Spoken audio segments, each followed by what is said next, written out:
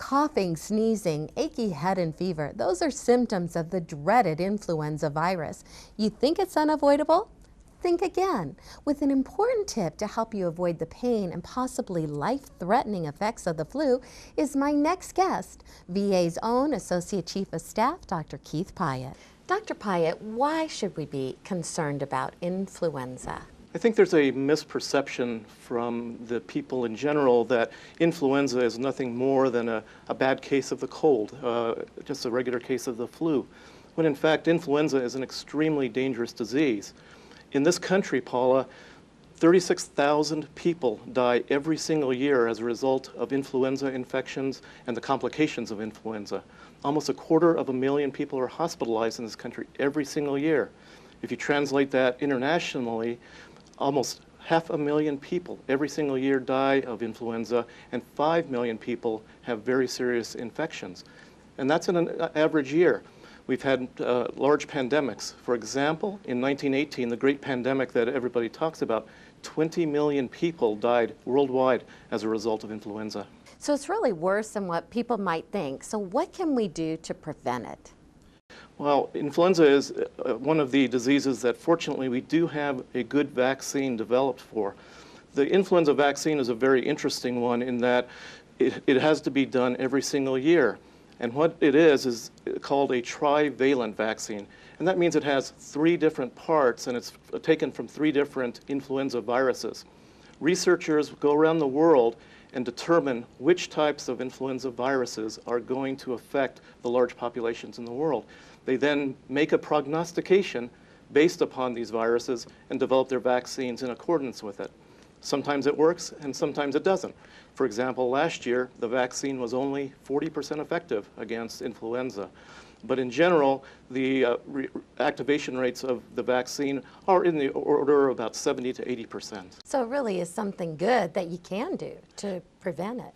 It is. It's something that you have to remember that has to be done every year. Influenza is a class of viruses that change very rapidly.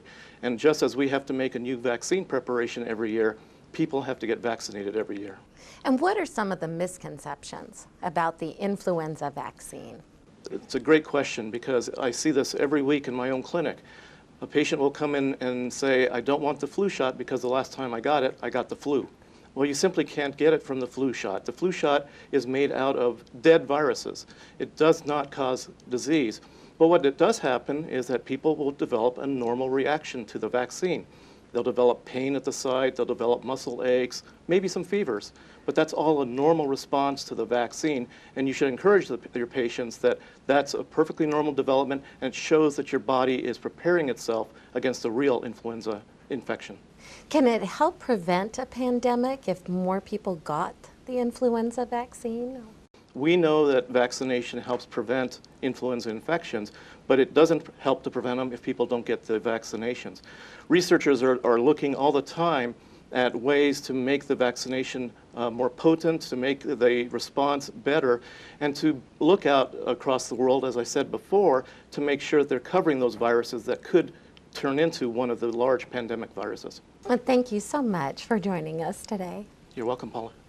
Veterans can get free flu shots at most VA healthcare centers. Contact your local VA office for a location near you.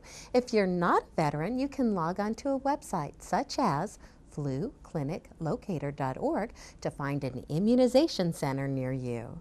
Our VA developed a local creative arts program about 12 years ago to help veterans struggling with mental health issues find focus by using arts and crafts as a tool to reinforce fine motor skills, mental stability, and socialization. I visited with the program's lead therapist, Lynn Hamble, to learn more. We're in the mental health recreation therapy room where we also do creative arts. Now, Lynn, tell us a little bit more about creative arts. What kind of therapy would you offer? Creative arts is very broadband. We can do a lot of different things in the arts.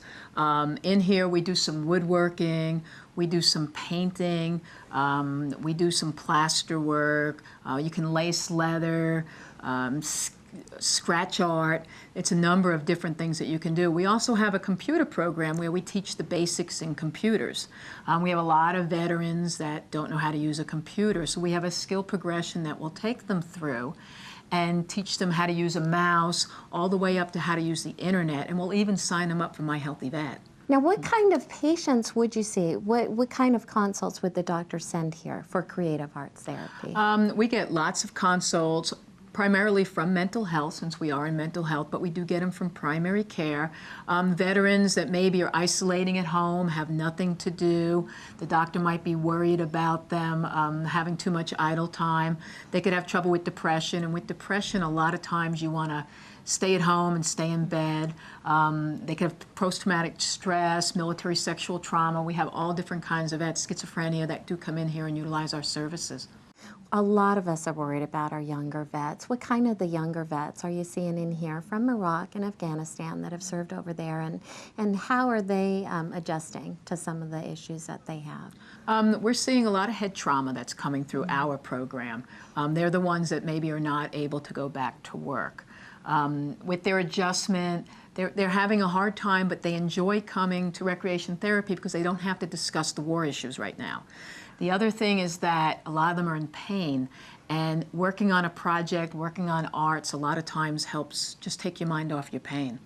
Now, when they do woodworking or when they do painting, are there goals that you set for them? Most of their goals are based on their diagnosis. Similar to most of our programs, if they have depression, we would want to decrease the symptoms of depression. If they're pain, we want to use our program as a diversion for pain.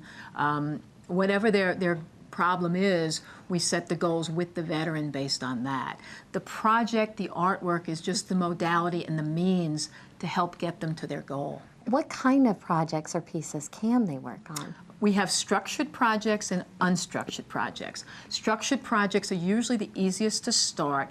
They're a craft kit, something like you could go out and buy at a store, but a lot of our veterans have trouble reading directions or don't know how to do the task, so we assist them with that process.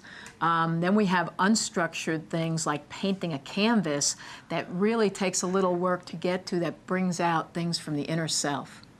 And what's maybe like the one most important thing that you've seen as the program has grown? Probably that they enjoy coming, that it gets them out, that they're meeting people. I don't know if there's one specific thing, but I mean, they're very talented. It's a great program for them to come to. So it's really a culmination of things that's helping them to improve. Absolutely. Yeah. Thank you so much for joining us today. Thank you. Accepted throughout the professional mental health community, art therapy of all kinds has added to the quality of life for young and old. Keep watching, because up next on To Your Health, we'll explore the connection between flexibility and long life. We'll be right back.